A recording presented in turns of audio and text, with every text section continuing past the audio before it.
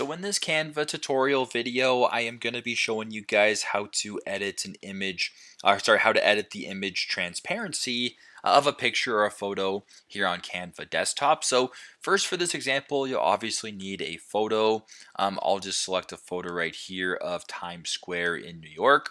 Now, if you wanted to change the transparency, I guess, or sort of how transparent or see-through the photo actually is. The simplest way to do it is to press on the photo right here, open up this top bar, go to this option right here where it says transparency, press on that to get this bar.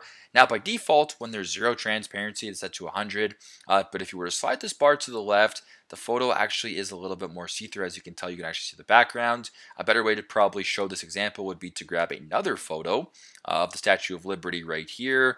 I will then make it a little bit smaller, just like that, and I will position this backwards. So you can't see anything right now. But if you press on this photo and you edit transparency, the more I put it to the left, the more you can kind of see the Statue of Liberty appearing because the photo is becoming more transparent. So very simple, very straightforward, but that is how to edit image transparency here on Canva using the Canva desktop version. Thanks again for watching, and I hope this video helps.